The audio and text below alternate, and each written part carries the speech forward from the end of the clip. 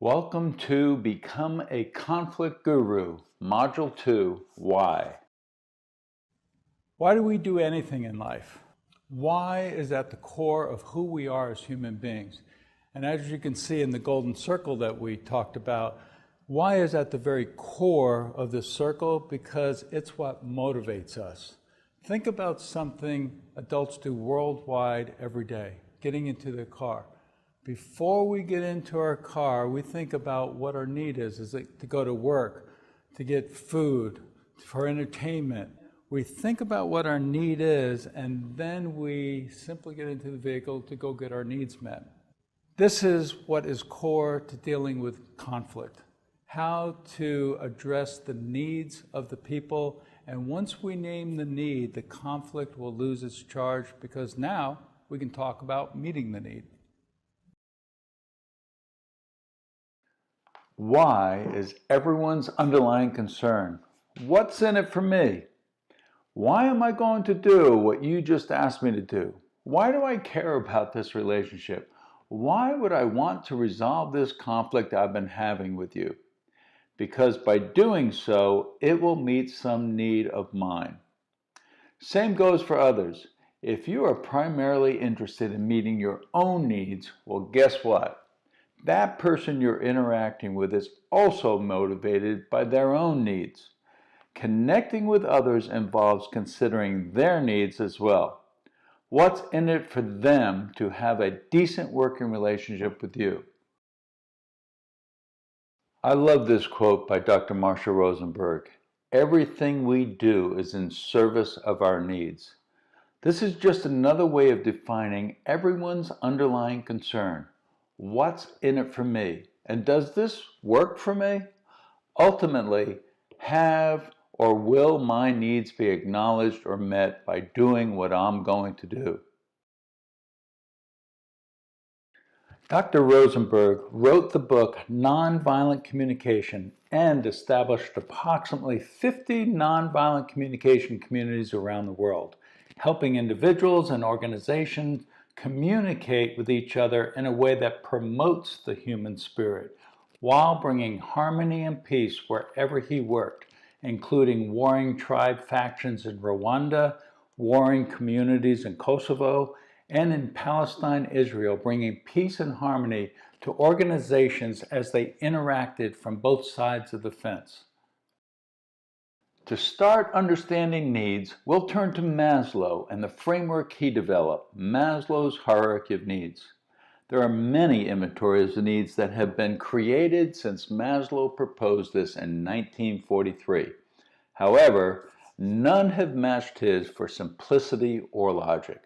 In fact, much of the interpersonal tools that have been created in the last 75 years are the direct result of Maslow's research on human motivation.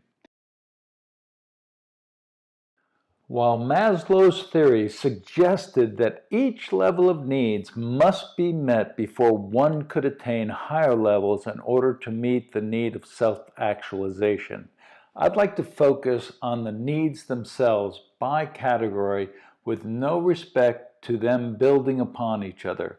Please download and print the needs listed that I created that sorts out about 100 needs by category. This is clearly not an exhaustive list, but it will help you begin to consider what needs people have. To start getting familiar with your own needs, I'd like to do an exercise. Using the needs list that you just printed, take a look at the list and circle or underline 10 needs that are most important to you. For this exercise, exclude survival needs since these are obviously life-sustaining and everyone has these needs. After you've identified your top 10 needs, narrow that list down to 6. The 6 that are really crucial to you having a fulfilling and satisfying life. After you do this, I'm going to show you a team doing a variation on this exercise. So the first thing we're going to look at is the needs list. And if you'll open this book on the second page, there are a list of needs. And check off the top 10 that are most important to you. Respect, safety, contribution, to be understood, to understand. There's a lot of needs there, and so go ahead and take some time and look at them and check off the top 10 that are the most important to you. Don't look at the survival and safety needs below. Look at the belonging, self-esteem, self-actualization, and look at those and pick your top 10 out of those. Of course, air, clothing. Those are the most important of all of us. I don't have air. It's going to be a bad day. Yeah. So don't look at the bottom two.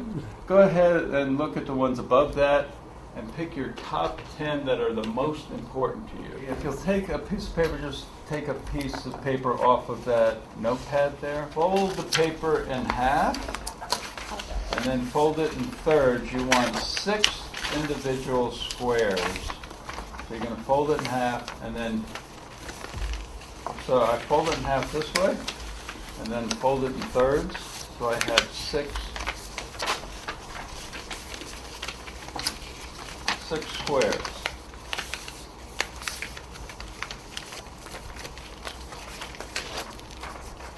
You want 6 squares and then fold it enough and rip it apart. So you have 6 squares, and then you're going to take your top 6 out of those 10 and write 1 on each square. 1 need on each square. Take 2 of those needs and you're going to give them to me. So take 2 of the needs you're willing to give to me and keep your top 4. Okay.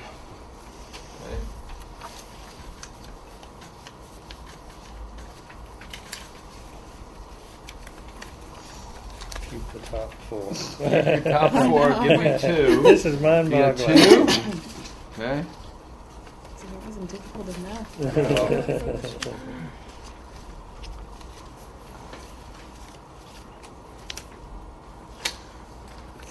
Yeah. This is harder than I thought. Uh-huh. Thank you. Thank you. Thank you. Having trouble giving me 2 of your needs? Is that Yeah, it? I'm like, I want all my needs. You want all of them, huh? They're important to you? Yes, I do. You Yeah. need them! Did I get yours, Russell? Yes. Okay. Ah. I don't want to hear it. Ooh, little hesitancy. You can do it! Ah, I got 2 there. Okay, thank you very much. How was that to give me 2? A little anxiety, like A little bit, yeah. I wanted to go down to 6. You're like, whoa! All of a sudden we get these feelings like I'm giving a need away here. Huh? Literally, like I would have that before. Now, if you'll take the 4 that you have and arrange them on in front of you, arrange them in order because we're all going to get up and look at everyone's needs. And if you see anyone with the exact same needs as you, raise your hand or announce it to the rest of us. Just arrange them in front of you, and we're going to stand up and walk around and look at other people's needs and see if anyone has the same as you. The exact same 4? Exact same 4. Man, this makes me Stand very up, take a open. look around. I know.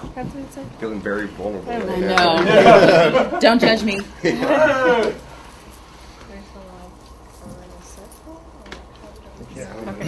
I have horrible handwriting. Conflict avoidance. Jeez, I feel like I'm like clockwise. at a shrink and I'm giving people away my. I'm like, oh, we're matching. Matching exactly? No, not Oh. exactly.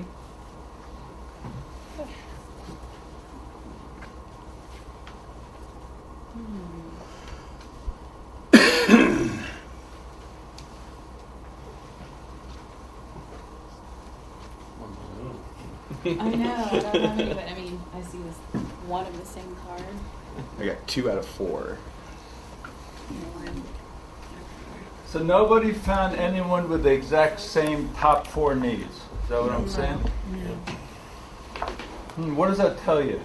Everybody's different. Everyone's different, and we all have different needs.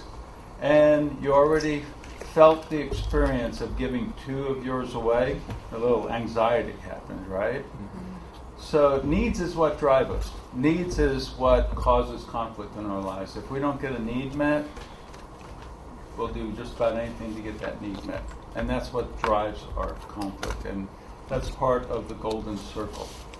So, any other learnings from looking at other people's needs? Some people's needs are very, it's like, they belong together. It's a kind of a personality type versus just random favorite needs, and you kind of see what kind of person they are and what drives them. Do you have an example?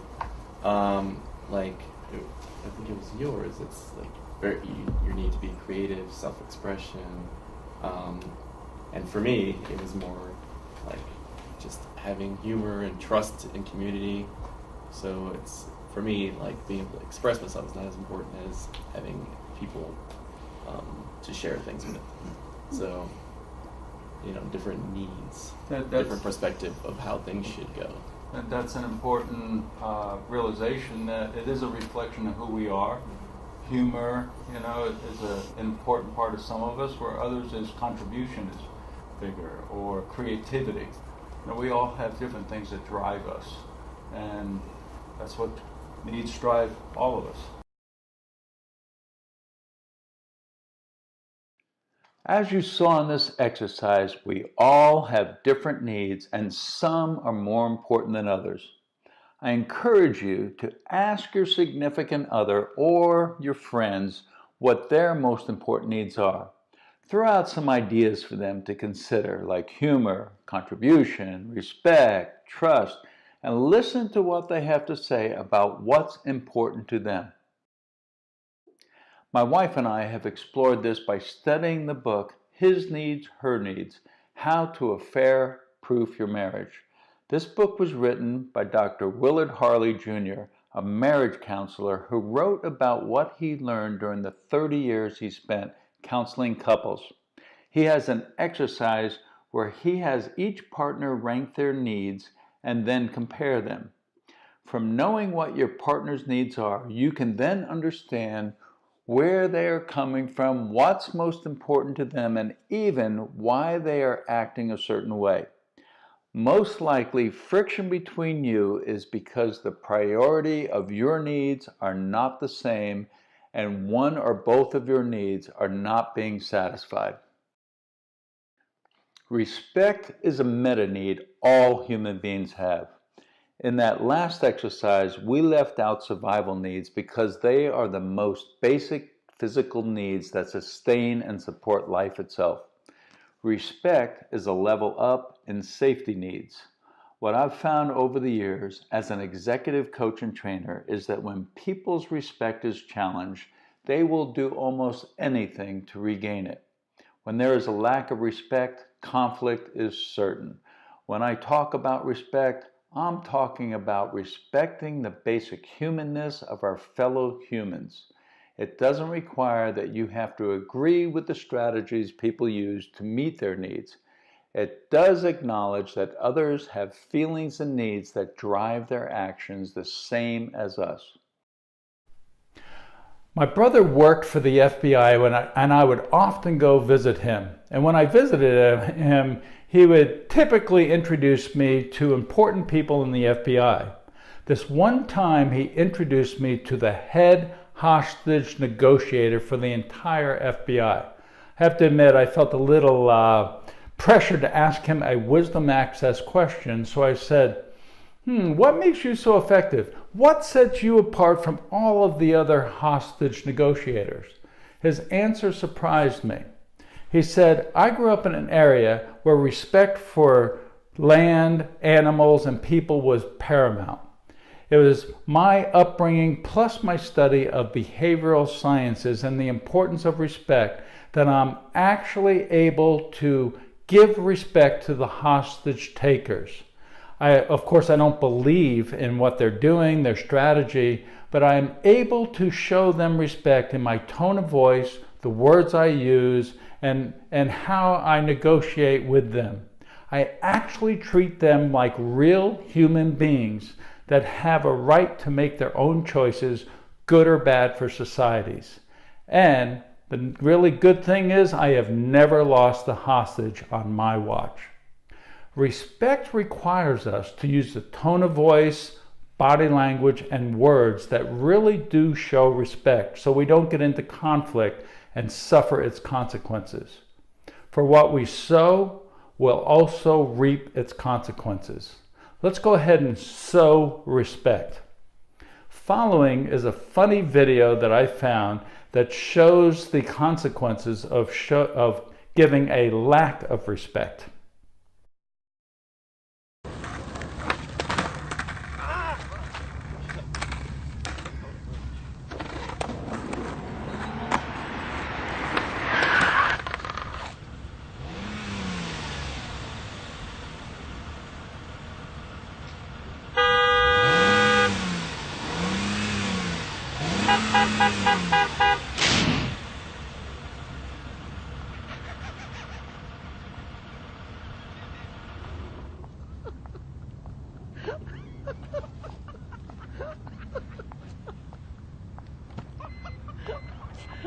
I'm amused by that video because this little old lady was just trying to cross the street. No big deal. And then disrespect. Well, take that, and she hits the car with her purse. It doesn't matter what our age, social economic status, or anything else is for that matter. We all need respect. And if we don't receive respectful consideration, we respond negatively either internally or externally or both. Respect is to human relationships what oil is to a car's engine.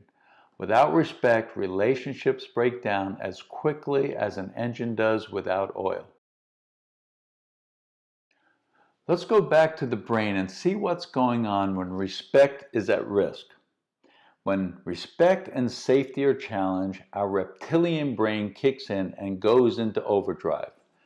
We sense that our very survival is at stake and we better fight back or clear out for our own safety. We're not concerned with creating good relationships or positive results. It's all about us protecting ourselves. There's a reason they call this part of the brain the reptilian or lizard brain. It's the oldest part of the brainstem, that's responsible for primitive survival instincts. I love this quote by Seth Godin. The lizard brain is hungry, scared, angry, and horny. He goes on to say the lizard brain cares what everyone else thinks because status in the tribe is essential to our own survival. So when our reptilian brain takes over, the higher reasoning center of our brain takes a back seat and we are left to deal with complex issues instinctively, not rationally. Not ideal for making important decisions or having great relationships. If we want to make a difference in our relationships, we're going to have to short-circuit our reptilian brain by simply getting curious. A simple tool to do this is the Curious ABC Pause. Anytime you find yourself in conflict, stress, or confusion, take the Curious ABC Pause by hitting the pause button on your automatic reptilian reactions. It's in this small space between the stimulus and your response where you can disrupt your reflexes and shift the interaction you're about to have. After you hit the pause button, acknowledge your reaction to what's going on around you and within you. Take notice of your body. Are you tensing up? Take notice of your feelings. Did something trigger you and you find yourself extremely agitated? Awareness is the first step in learning how to change an outcome. Next, breathe deeply, counting to 3. By taking deep breaths, you are sending a signal to the reptilian portion of your brain that you won't be getting into a fight, which requires short, shallow breaths, so you can relax a bit and turn your higher reasoning centers back on. You've probably heard of the benefits of breathing techniques that are practiced in everything from mindfulness to yoga, even in driver training to reduce road rage. I've heard of psychiatrists teaching witnesses that are going to go onto the witness stand and face a hostile attorney to help them keep a more reasonable and rational mindset and not get triggered by the questions of the hostile attorney. So let's go ahead and practice this so you can experience what it feels like in your body and can remember, hey, if I need to experience that same calm and peacefulness, I can do this breathing technique anytime in my life. So let's go ahead and put our hand on our diaphragm so that when we expand, when we breathe, we can feel the diaphragm move out, and when we breathe out, the diaphragm will deflate. So let's go ahead and take the first deep breath. Hold it and let it out. Feel the diaphragm deflating. Let's go ahead again. Hold it and let it out. Number 2. Let's take one more, number 3. And let it out. How do you feel? Hopefully a sense of calm and peacefulness. It's this relaxation and calm that allows you to think more clearly and able to move to the next step of the Curious ABC pause by getting curious and asking a question. How can you short-circuit conflict when it's coming like an arrow straight at you? You can use curiosity by using the Curious ABC pause and curiously investigate. What I mean by this is just as it sounds. Use curiosity to investigate what the heck person throwing daggers at you. Take a look at examples in your workbook and assume that someone is making these statements to you. Take the Curious ABC pause and acknowledge your reaction before doing anything else. Then curiously investigate with this person who you interpret as being disrespectful. Instead of making a statement and getting defensive, all that you're going to do is ask a question. The goal of this is to show respect in return, even if you don't think you received it by what they said. Pause the video and try your hand at it now. Here's a hint. Start with, I'm curious, what? And then follow it with whatever you're thinking of. Or, I wonder, what? And then follow it with whatever you're thinking of as a question. Then restart the video and watch a team do the same exercise to see how they played it out. So when I first moved to Austin, I was here for about 5 years. And then I went to a party and I noticed the guy across the room look at me and his eyes narrowed on me and he started walking towards me. I got a little nervous and he was just like really determined. He came up to me and goes, "Hayden, you're the biggest idiot jerk I know." At this party and everyone's looking around. And fortunately, I'd learned the value of curiosity there, and rather than responding with my New York in the streets mentality, I was like, "Oh yeah, who do you think you're talking to? You know, you have no right talking to me that way." Intimidation. I didn't do that. I said, "I'm curious. What did I do that had you think I'm an idiot and a jerk?" He said, "Remember that party we were at 5 years ago?" Oh my God. And he started remembering something from 5 years ago, and he was hanging on to it. And I said, "Wow, if I did that, I agree with you. I was a jerk." And I've learned a few things about curiosity. And if I was being curious back then, I would not have done those things. And he looked at me kind of like incredulous and said, "Oh, yeah, okay." And we had a good conversation. I shared some things and we shook hands, and at least we parted on a nicer note than the way it started. And it all started with, "I'm curious, what did I do that has you think I'm an idiot jerk?"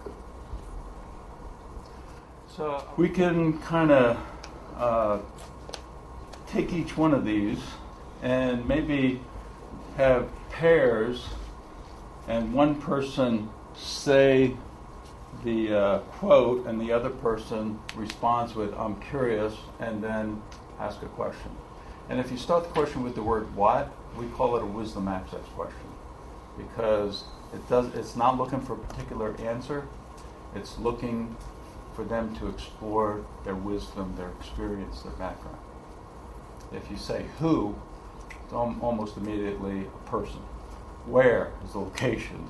Time, when, time. Those are looking for particular answers, but what is an open-ended question. So I'm curious, what did I do? Or I'm curious, what about this that's super? I'm curious, what? Make sense? Okay. So I'm wondering, Jasmine, if you would turn to Russell and then say, the first one, and then Russell can respond to you. You're such an idiot and a jerk. Well, I'm curious. What did I do that made you think that I'm an idiot or a jerk? Great. Thanks. Let's go to the next. Bob and Marconi, go to the next one. Marconi, that is such a stupid idea. Well, I'm curious. What part of the idea do you think is stupid? Well, the first part. I don't know. Good, that's good. All right. Good job. The first part. What? Did you get that idea out of a Cracker Jack box? I'm curious. What about that idea don't you like? What makes you think it's a dumb idea? The part where I have to go outside. Well, I think that's a great idea. Thank you. Tommy and Layla. You've got to be kidding me. My teenage son, has better ideas than you. I'm curious. What are some of his ideas? It worked. You got to stop there. Okay, that's good. Thank you. So can you see, just by asking a question, you're turning their brain back on. They've got to come up with something. And so don't make a statement. Always ask a question when someone attacks you. See, her reptilian mind is totally stopped. Yeah, totally stop. Like, As you listened to some of the participants' responses, did you see how curiosity short-circuited the conflicts, and even when you don't sense respect from another person, you can still give it? Yes, these were just made-up examples, and the group you watched didn't have any more information than you did. But you could see that after a statement was made, like when Bob said, "Marconi, that is such a stupid idea," and then Marconi replied with curiosity and said something like, "I'm curious, what about that did you think was stupid?" Bob had to actually think about this. What was it? Well, these guys really didn't have a clue what it was that was stupid. It did stop them short in their tracks, forcing them to dig into their mental recesses to pull out an answer. Much more respectful than responding with, "Stupid, huh? Better than anything you've come up with in the last millennium." Curiously investigating benefits both you and the other person in this type of interaction. You are shifting from returning like for like to returning respect where there was none.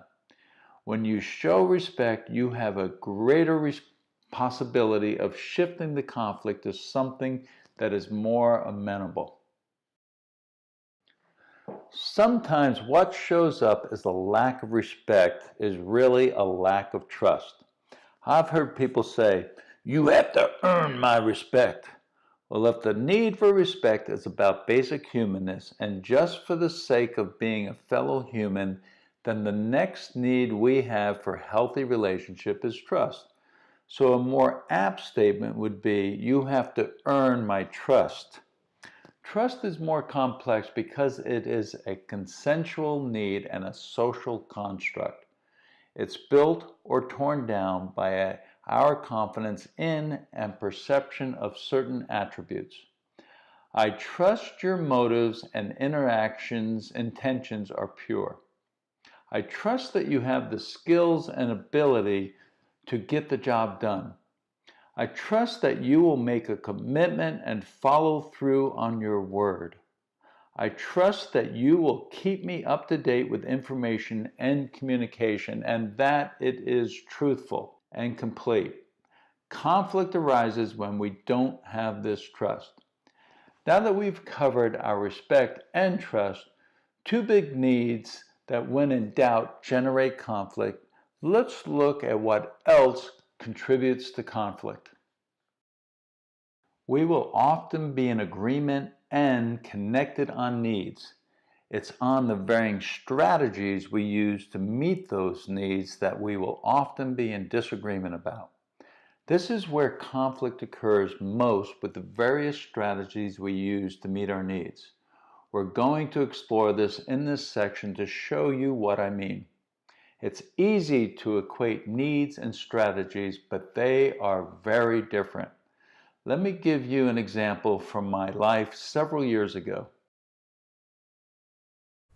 We've been talking about needs and how needs is that human connection that we have.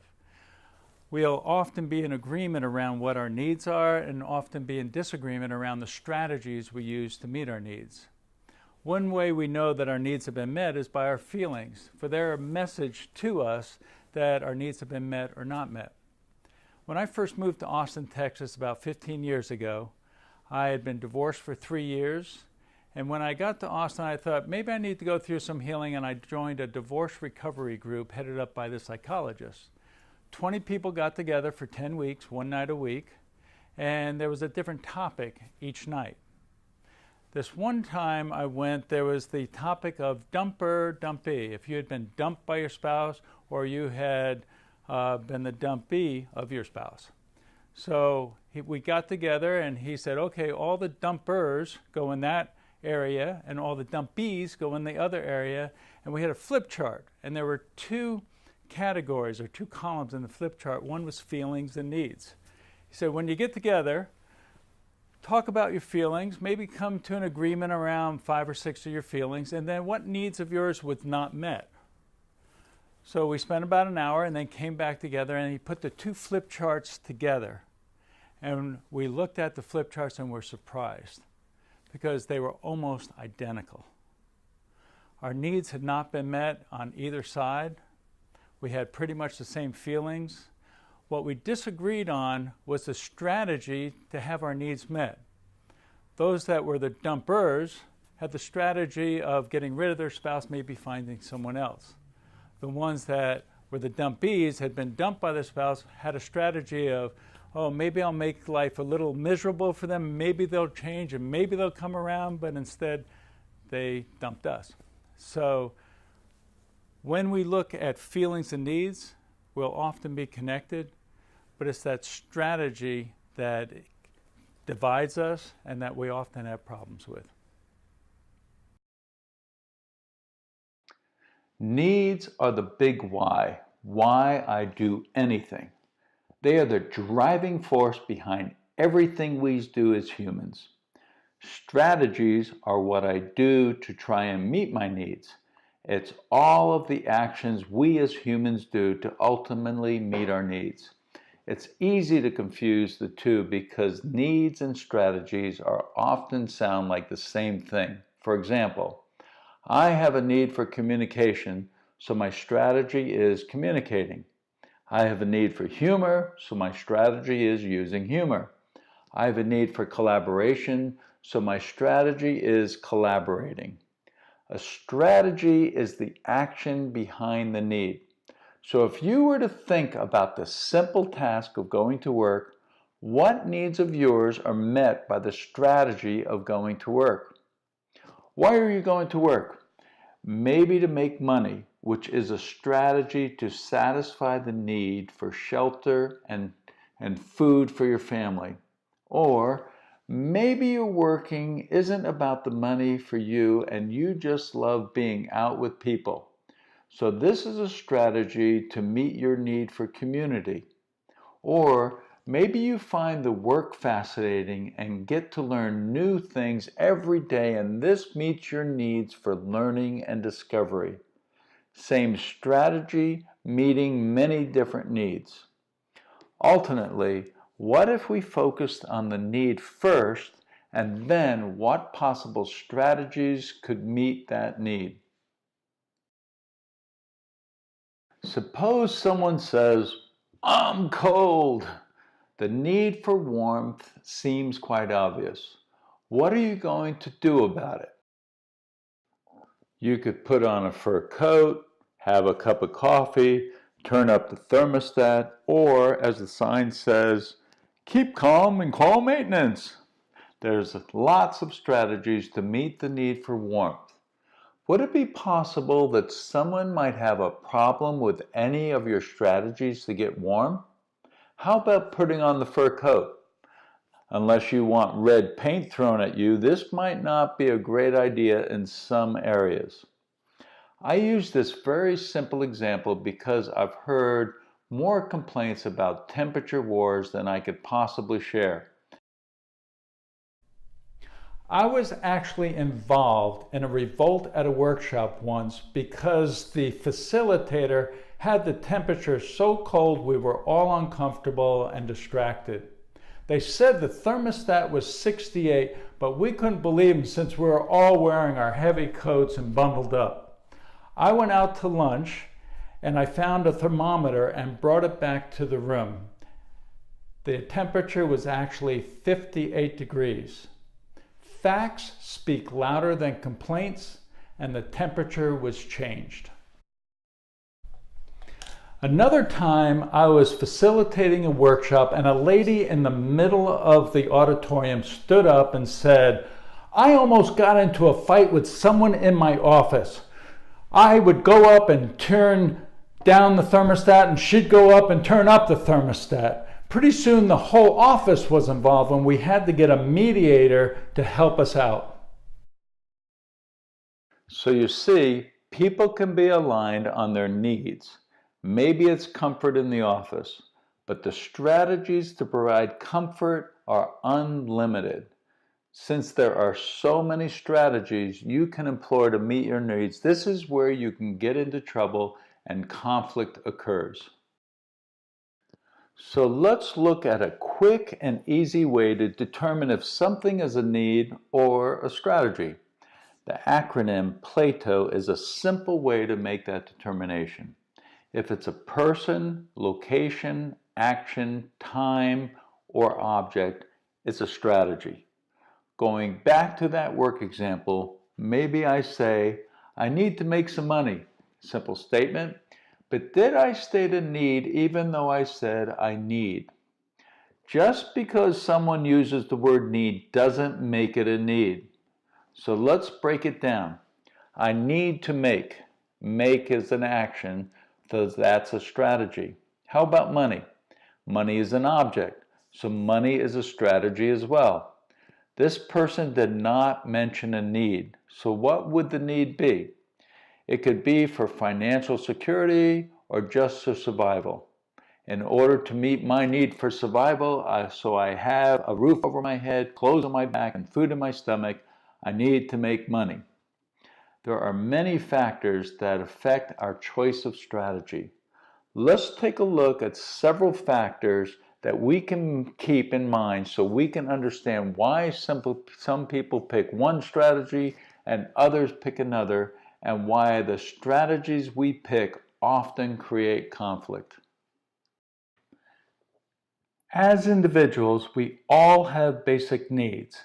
It's what we do to meet those needs, our strategies, that are as infinite as there are individuals. This is because every one of us has our own considerations we make when choosing a strategy. Each factor potentially puts us in conflict with others because our world views differ. So let's take a look at some of these factors that affect the strategies we implement.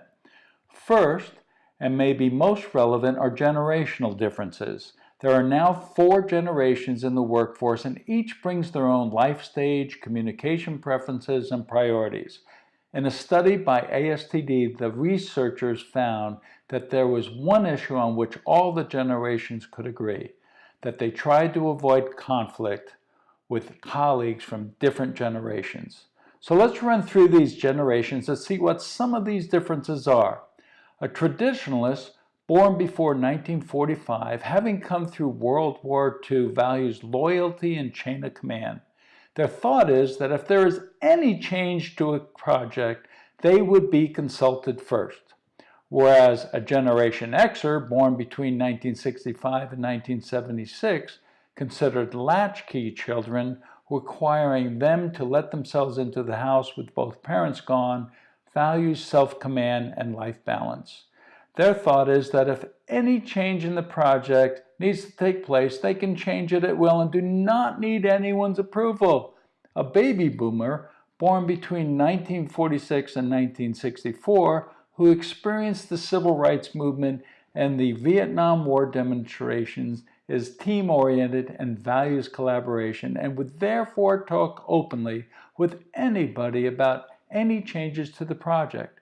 While a millennial born between 1977 and 1995 in the technology area likes acknowledgement and social connection and might tweet to some associates ideas about changing the process of the project. You can see how these different mindsets about communication and priorities might cause conflict. Then there's values, culture, and beliefs, which are very significant determinants of the strategies people select. These are core personal filters that can vary significantly and really divide people. I'm sure you've heard of the 3 things not to mention over a holiday get-together: money, politics, and religion. How about hot topics in the news, like use of force and work-life balance? While people disagree on any of these issues, can cause conflict. People's status, position, and involvement in an organization or the community will also affect the strategy they employ. The boss and co-workers are certainly going to approach problems differently than a supervisor or outside consultant. Each has their roles and responsibility with their respective levels of authority and autonomy to consider, which brings us to different decision-making preferences. People's preferences may depend upon the style of the organization which they are employed and the type of work or activity being performed. We all know people who like to command, telling others what they should do. But if we would like to have a vote or be consulted, then there's likely to be a conflict. Full consensus can be difficult to reach when there are strongly opposing opinions. Any of these decision-making styles can cause conflict if there isn't agreement ahead of time on how decisions will be made. And we can't minimize the effect of past experiences on our current strategies. Whether we were bullied or had challenges with a past coworker, or, on the other hand, had an amazing experience working in a team, we will carry these experiences into the present. All of these factors come into play and can cause conflict when choosing strategies to meet our company's needs, our collective needs, and our individual needs. Being aware of these differences can help us address them ahead of time in order to set up agreements on how to proceed as a group. Often the worst fights occur when both parties think they're right. Why does this happen? After looking at all the factors that affect our choice of strategies, you can see that individuals will be passionate about their choice of strategies based upon religious, cultural, past experiences, values, and preferences. When people are passionate about their choices, they will fight to defend their strategy and may judge, blame, or complain about others that don't agree with them. This is where you, as a conflict guru, can step in and focus on the underlying need that they are trying to meet. When you identify the need which people can align on, the conflict will lose its charge. This is what I did when I met with the CEO and president of a large international manufacturing company. They identified a conflict that had been going on for 5 years, judging, blaming, and complaining each other about it all over the CEO, calling meetings whenever he wanted to. The president thought this was disruptive and unproductive for everyone else involved, and they both held their ground on the issue. When I stepped in, we identified what each of their needs were. The CEO wanted inclusion of the executive team for important business decisions and flexibility to call the meetings any day he wanted, and the president wanted consistency, predictability, and reliability. They both could align on those needs, which seemed reasonable. After that, we could talk about different strategies to meet both of their needs. We concluded with a simple strategy to tell all the other leaders not to schedule meetings from 1 to 2 each day, and if the CEO wanted to call a meeting, he would call it at 1 o'clock. Both got their needs met, and they turned to each other and smiled. The conflict had been going on for 5 years, and we solved it in 20 minutes. When you get to what is at the core of any conflict, the need, people can align on them and be more open to exploring different strategies to meet their needs. What's in it for me?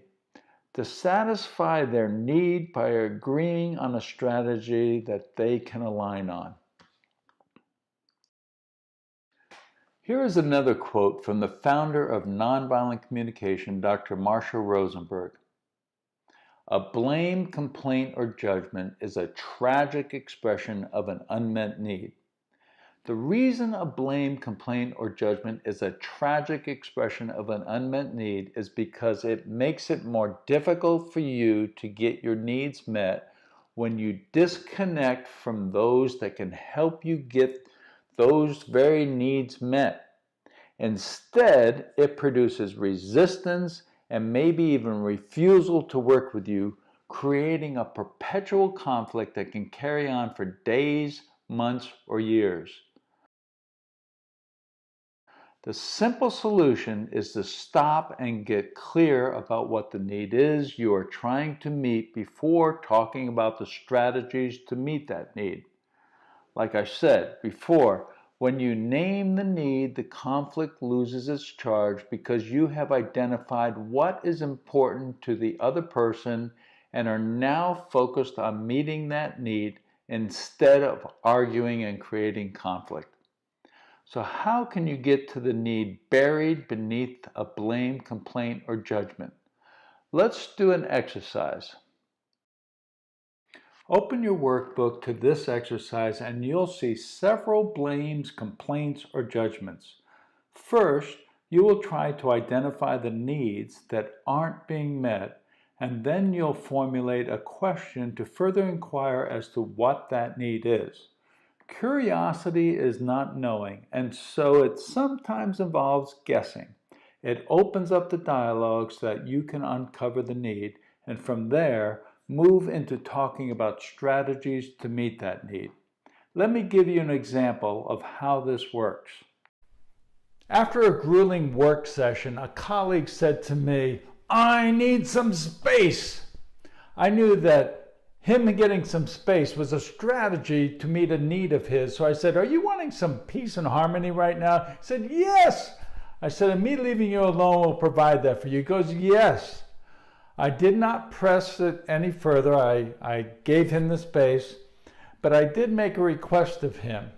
I said, "How about tomorrow we talk about how to create peace and harmony while we're working together?" He said, "That would be a great idea." When I named the need, the conflict lost its charge, the charge dissipated. So go ahead and do this exercise and name the need first, or possible need, guess at it, before talking about any strategies. You're just opening up the space to say it's safe. Let's talk about it. And safety and respect are meta needs that all human beings have. Okay? So, would you read the next one, Peggy? What's the next one say? The laundry doesn't wash itself, you know. Ah, what needs might be in that one? Contribution. Yeah. Contribution, that's a big one. Awareness, commitment. Commitment, Respect. respect. Appreciation. What was that? Appreciation. Appreciation. Yeah, absolutely. To understand and be understood. Help, be understood. Equality. Equality, inclusion. So what would be a question if you put one of them in there, Peggy? What would that question sound like? I'm curious, are you aware that the laundry hasn't been done for 2 weeks? Ooh. Okay. Which is a legitimate question for my daughter. Okay, okay. I'm curious, do you need me to help you with the laundry? Mm-hmm. Yeah. I'm curious, do you want to work on it together? Something that makes it safe. There's no judgment, there's no blame in it. We're just asking a question. I'm curious, maybe that's not a chore you want to do. Maybe you'd rather do another chore. Okay? So we're just opening up the conversation. That's all. We're not in conflict now. Now we're in conversation, and we're working it out together. Is it too narrow or maybe even baiting the significant other to say something like, I'm curious, do you think I'm not contributing enough? I feel like it is. Maybe. Okay. You know, if you're willing to be vulnerable, I'd do that. Okay. I do that a lot. I guess that'd be. Gotta take the punch, huh? Yeah. I'll eat crow here. Yeah. Yeah, I've done that before. Yeah. You have to follow that up with like another question, right? Like, I mean, if you're going to open yourself up to that, you can't react negatively to that answer. You feel like, I'm curious, what can we do to fix that problem versus just taking that and just pushing back against it. Yeah, Like, yeah. well, I do my part, you know. Yeah, see, that's a statement. Mm-hmm. We're not asking questions. Right. We're making statements, which tends to be a fight, starting a fight. So don't make statements, ask questions. You're not starting a fight. You're saying, hey, it's safe. I'm interested. As you saw in the debrief with the group, once they identified possible needs and asked a question about it, it opened up the conversation in a safe and respectful way. Remember, this is about addressing other people's needs. If you want to address your own needs, then turn your blames, complaints, or judgments into requests to give the other person a chance to meet your needs. So let's go through these together. Let's start with blames.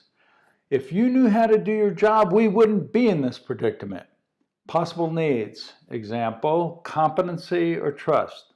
So the question could be, I'm curious, so do you need a different level of competency from me or a different way to work together? Next one from the roommate. Can't you see how disgusting this kitchen is? Possible needs. Order, cleanliness, contribution. So the question we could ask is, I'm curious, would you like to talk about how to work together to keep the kitchen cleaner? Complaints from a peer. I guess this will be another long night trying to figure out what you've done. Possible needs. Understanding or a different level of competency. Question, I'm curious, would you like me to explain this to you or would you like it done a different way? From significant other, the laundry doesn't wash itself, you know. Possible needs, contribution, mutuality, to be understood. Question could be, I'm curious, would you like me to contribute more or to share in the housework differently? Judgments from the boss. This team looks so dysfunctional, it's amazing this company is still in business. Possible needs, understanding, competency, process, structure. Possible question, I'm curious, would you be willing to share what you'd like this team to do differently than what we're currently doing? Judgment from friend, I guess you think my money grows on trees. Possible needs, contribution, mutuality, understanding.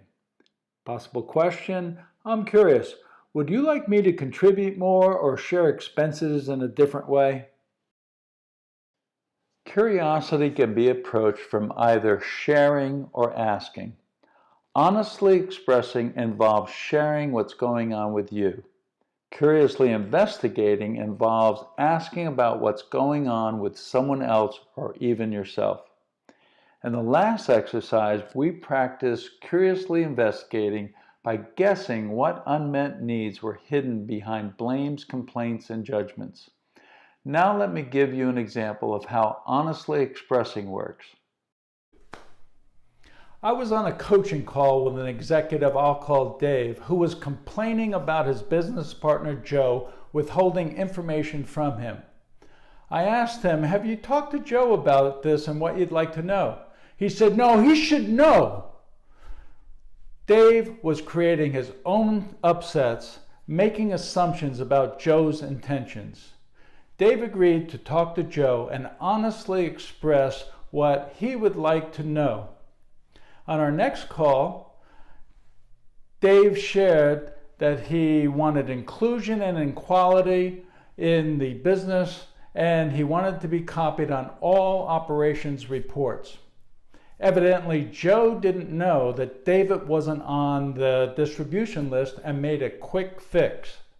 Isn't it amazing what intelligent people can make up about other people's intentions? Let me give you one other example. It's with a hospital I was working with in 2012. The CEO got a scathing letter from a recent retiree. It troubled him so much that he held a meeting with all of the retirees who had retired in the previous year. When listening to their complaints, he said, "It seems like you weren't acknowledged for all of your hard work and support that you gave the hospital after working for years here." They responded with, "Yes." Then one person spoke up and said, "All that we really wanted was a letter of appreciation from you, and we never received it." He now sends a letter of appreciation to each and every retiree. This one involved the CEO guessing and a retiree making a direct request. If you want to revitalize your relationships and elevate the results you achieve, then use curiosity to identify and focus on why, in both your world and their world. Aligning on needs is the easiest way to disrupt conflict and create connection with others. Remember, the key is choose curiosity. To consciously choose curiosity about the why, the needs of those involved, instead of only on their reactions and strategies. Go ahead and refer to your personal challenge. Thinking about the issue you're having with someone, consider what needs you have and guess at what you think the other person's needs might be. Remember to focus on needs and not strategies. Are your needs the same as theirs, or do you think they're different? This is a time to explore by yourself first before you go and explore with them. This practice is about taking back your personal power by having a different way of responding to conflict. When you find yourself getting angry and the hair on your neck's going up and you're starting to get upset, that's the time to take the curious ABC pause. There is no law that says you have to respond right away. Acknowledge what's going on with you as a way of self-monitoring, breathe, and then choose curiosity and ask the other person a question. Do not make a statement, ask a question. Statements cause conflicts. Questions send the message that you care and you're interested, and it creates a different environment of safety and respect because you've asked the question. So I'll see you in the next module when we talk about the power of choices.